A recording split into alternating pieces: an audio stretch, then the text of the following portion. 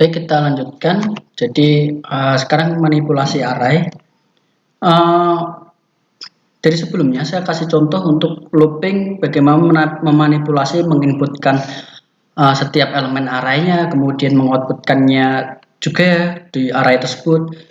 Saya gunakan contoh for loop. Namun demikian juga bisa gunakan while loop. Jadi atau mungkin nanti teman-teman juga bisa menggunakan do while, atau kalau di sini tidak ada duel kan, jadi while true, if sampai terminasi gitu ya. Terminasinya seperti apa.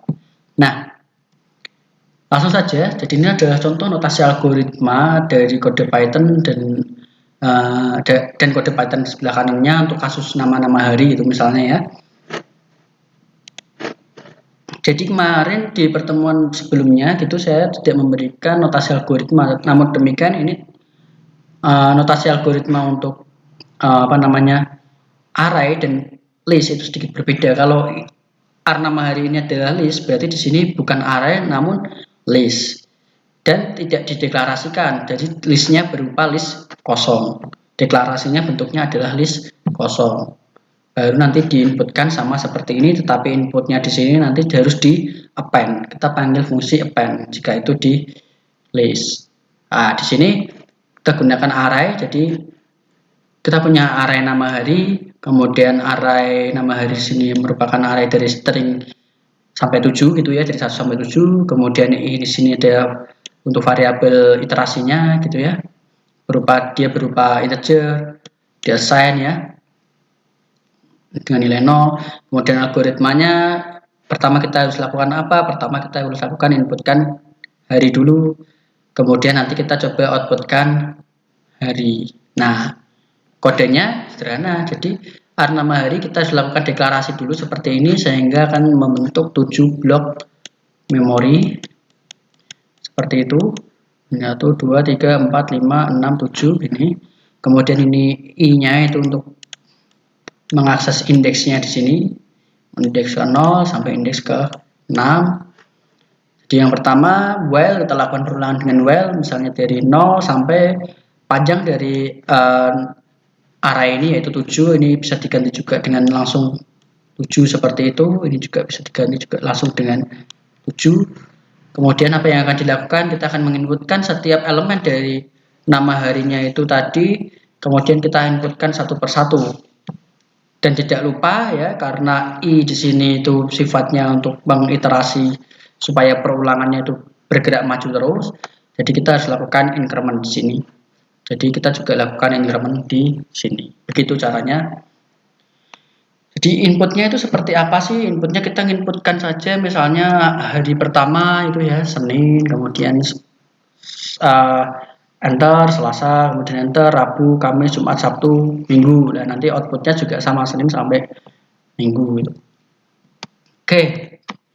Jadi pengaksesan elemen array itu dapat dilakukan berurutan atau acak gitu berdasarkan indeks tertentu secara langsung. Jadi nama variabelnya kemudian diakses dengan indeks.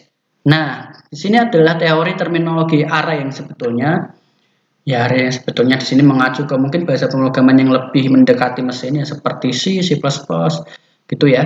Jadi di sini di bawahnya itu isinya pada dasarnya itu adalah alamat memori. Jadi yang disimpan itu blok yang kita pesan itu kita memesan alamat memori.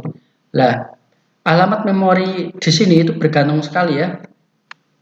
Jadi dengan data yang ada di sini, misalnya kalau datanya ini tipenya adalah integer, setiap blok yang kita pesan itu dia akan mengandung misalnya kalau integer itu 4 byte ya, 4 byte memori. Jadi kalau kita punya 5 data berarti 4 dikali 5. Data yang kita punya adalah 20 byte. Itu penyimpanan datanya seperti itu. Nah, karena saya lihat di sini alamat memorinya adalah 1D2, 1D4. Nah, selisihnya ini cuma berapa? 2. Ini juga 2. Ini juga 2. Ini juga 2. Kenapa kok tidak 10? Karena tidak ada 10 di bilangan apa namanya? Hexa, adanya A kan. 0, 1, 2, 3 ya artinya A itu dia juga 2. Kemudian dari A sampai C ini heksadesimal ya, ini 2. Nah, tebakan saya tipe 8 di sini bukan integer biasa tetapi integer yang lebih pendek, yaitu tipenya adalah short kalau di bahasa pemrograman yang lain. Nah, short itu nilainya 2 byte.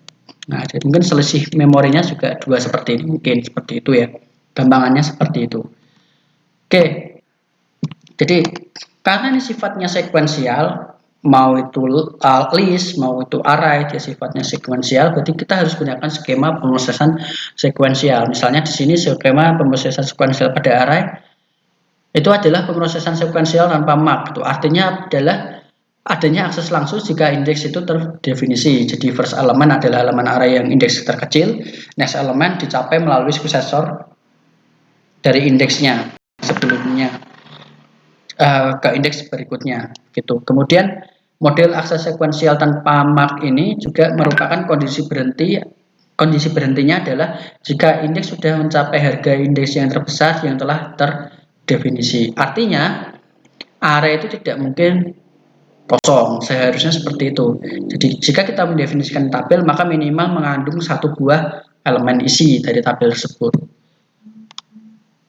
Oke, ini skema umumnya. Jadi kamus umumnya untuk pemrosesan array itu, misalnya kita akan coba melalui indeks minimal sampai indeks maksimal, kita lakukan transversal. Itu kalau diterjemahkan dengan coding itu berarti kita lakukan looping gitu ya. Array T untuk indeks yang bernilai n-min sampai n-max kita lakukan inisialisasi, lalu kita lakukan transversal, lakukan looping, kemudian kita proses, kemudian sampai mereka selesai. Nah, kasus untuk mengisi dan mengoutputkan elemen array dengan jumlah elemen yang diketahui. Nah, ini caranya biasanya seperti ini. Ini dengan jumlah elemen yang diketahui. Implementasi codingnya bagaimana? Realisasinya? Ya, realisasinya bisa kita lihat seperti ini.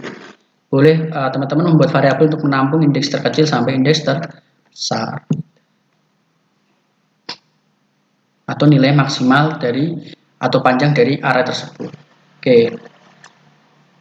Oke, kemudian ini mengisi dan mengoutput array dengan jumlah elemen yang tidak diketahui. Nah, kalau jumlah elemen yang tidak diketahui tadi kita mau inputkan itu jumlah elemen yang tidak diketahui tadi akan dilakukan, biasanya kita buat semacam nilai batas maksimal dari blok memori yang bisa kita buat. Misalnya di sini adalah 9999 seperti itu. Artinya kalau melebihi itu ya dia sudah terlalu penuh, tidak bisa ditambah lagi.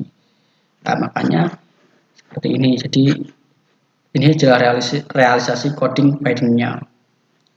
Bedanya ya tadi, jadi dia sudah ada batasannya itu melalui berapa maksimal indeksnya yang kita akan mau akses atau pada berapa panjang maksimal yang akan kita lakukan. Tapi kalau yang tanpa jumlah elemen yang tidak diketahui, berarti kita gunakan semacam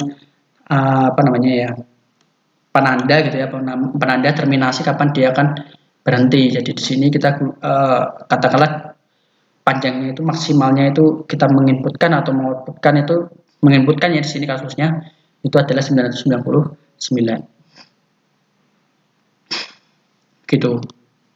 Oke, jadi berikutnya kita akan coba membuat aplikasi sederhana ya. Jadi untuk menyimpan nama bulan dalam 1 tahun. Sebelumnya padahal sudah ada nama hari ya. Oke, tidak masalah.